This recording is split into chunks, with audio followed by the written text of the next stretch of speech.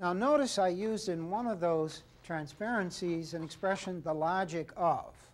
I want to comment briefly about that, because that's, I believe, a very important part of the background premise for my own teaching, and I think it's a very powerful idea once one gets it. It is the notion that everything that we can study is potentially logical, and we can figure it out, and we can understand how it all fits together. That nothing that exists is unintelligible or defies being figured out. So the spirit of it would be, if there's disruptive behavior, it has a logic. There's a reason why it exists. We can make sense of it. Make sense of why people are disruptive. We can make sense of student behavior in general. We can figure out why they're behaving in the way they're behaving. Their behavior is logical within their own frame of reference, within their own point of view, in the light of their experience. They're behaving in a logical way. There's a logic of gang behavior. We can have gang members study that logic, and they can describe it and come to terms with the very system in which they're functioning. They're capable of it. The human mind is capable of it. There's a logic to family relationships. There's a logic to male-female relationships. There's a logic to your relationship to your mate. There's a logic of the male ego, and we can understand males behaving egocentrically. If we study that logic, we can predict their behavior, and they'll act in accordance with our predictions. We can make sense of it. It's not unintelligible. It can be figured out. There's a logic to domination. There's a logic to submission. There's a logic to manipulation. There's a logic to romantic relationships. We can understand what's going on. We can figure it out. There's a logic to reading. You can read as a reader who understands the logic of reading. Great book on this subject, How to Read a Book by Mortimer Adler. He analyzes the logic of reading. How do good readers read? What is a text? How do you take it apart? He views it as something you can understand. You can internalize that understanding. Then you read better. You know the logic of what's going on. The logic of writing.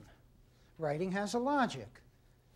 There are certain things you do as a writer. For example, you figure out your audience. You clarify your purpose. You know what you're about.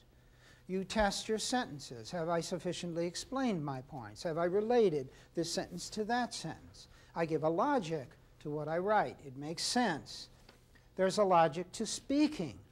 If you're speaking, as a speaker, you try to enter into the mind of the listener. You try to anticipate their questions. You try to elaborate ideas sufficiently, give sufficient examples. There's a logic to it. There's a logic to listening. This is very important. The students often listen, but they don't know the logic of listening, or rather they misunderstand that logic. They think listening is a passive process in which meaning automatically happens. They don't think of taking an active role in the listening process. They don't think of questions as an essential part of listening. They don't see paraphrase as an essential part of listening. But if you're a good listener, you're translating, you're paraphrasing, you're questioning as you listen. And that mode of listening, because you understand the logic of listening, you understand that all listening is translation, and it's difficult, and you can mistranslate. You understand that, you listen differently. There's a logic to economics, economic logic, a logic to self-delusion, a logic of money and politics, a logic of health and wellness, no end. The human mind can inquire, can study, can figure out, can take command. Can gain insight, can gain comprehension. I'm a learner, I can figure out the logic of things. All of my classes have that similarity. It's always another system, and I can enter into it. Now, by the way, what is critical thinking in this process? It's the system that opens all systems. It's knowing enough about a system to know you can give me any system you want and I can open it up. And that's what we're going to focus upon today in this demonstration session, because we're going to focus on how do you take thinking apart.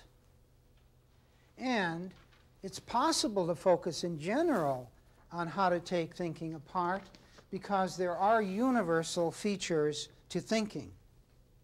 There are universals in thinking, and we can understand what those universals are. For example, all thinking involves these 8 elements.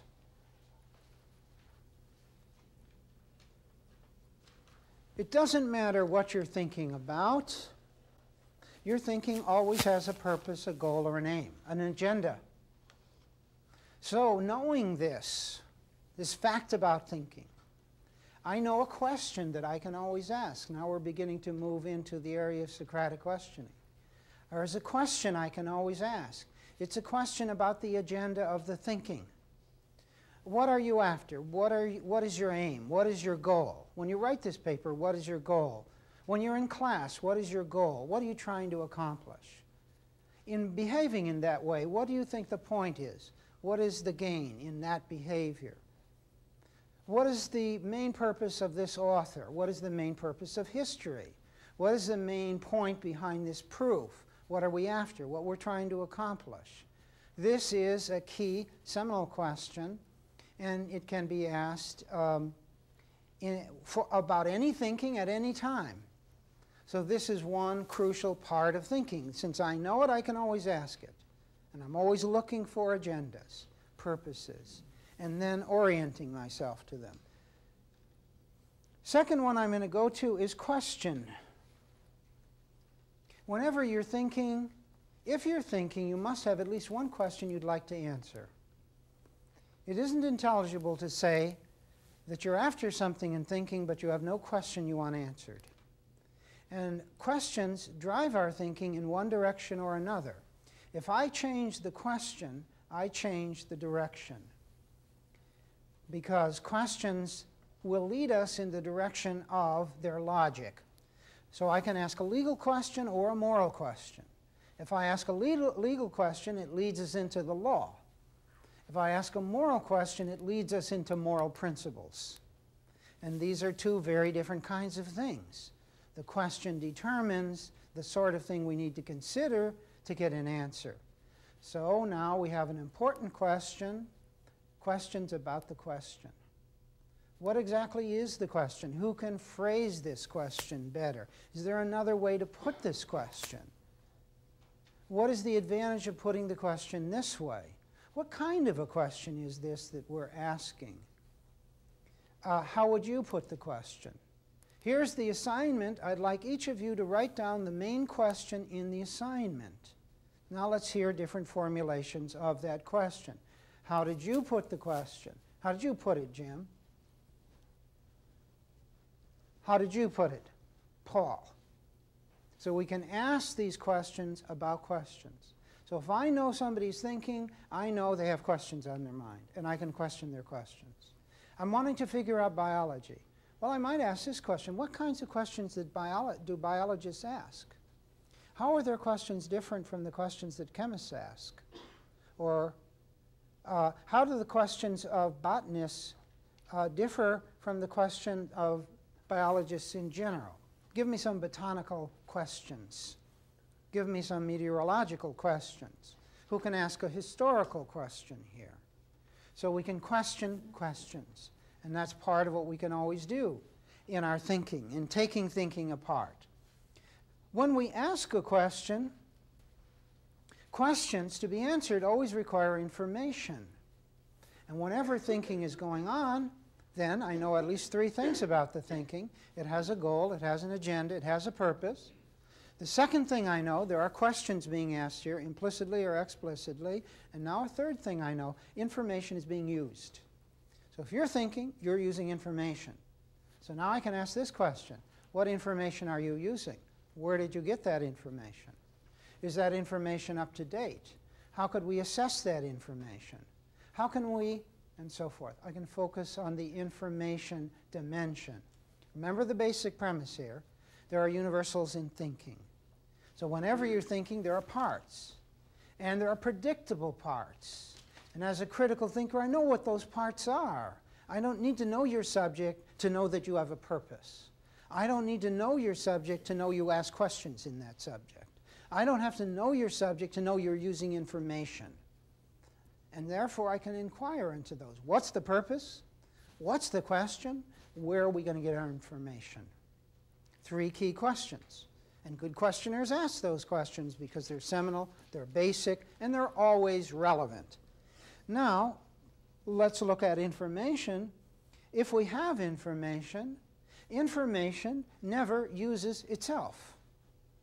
Information never gives itself meaning. Information never deduces implications from itself. Information must be treated by the mind. Information must be interpreted. Information must be given a meaning. So now I know a 4th question that I can always ask. Here's the information. How are you interpreting it? Here's a graph. What is it telling you? Here's the poem. What meaning would you give to it? Here's a behavior. What do you think it means? So we give data, but data must always be interpreted. We have experiences, but the experiences must be given a meaning. And so I know the mind must do this, and therefore I check it. What was the information? What meaning did you give to it? Here is the poem. How did you construe it? Here is your body language. Tell me what it means. Here is the way we have the room configured. What does that tell us about the aim and design of the activity? So we always look for data, but then we separate the interpretation from the data. Here's the data, here's the information, but what's the interpretation? What inferences would you make? So that's a 4th dimension of taking apart question. Now here I am. If I'm a good student, I now know I can go into any class and ask 4 questions. I can read any book and ask 4 questions. I can talk to any person and ask 4 questions. What's your purpose? What's the question? What data are you using? And what sense are you making of it? No matter what. You're parenting. What's the aim of your parenting? What are you trying to accomplish? What questions do you ask as a parent? Tell me, give me some data about your children's behavior. And how, from the point of view of your purpose, do you interpret those data? What meaning do you give to it? So these are powerful questions because they are universal. And they are universal because thinking always has these parts. You can't say, my thinking has no purpose, I ask no questions, I use no data, and I make sense of nothing. So knowing that orients the mind. It gives me some power.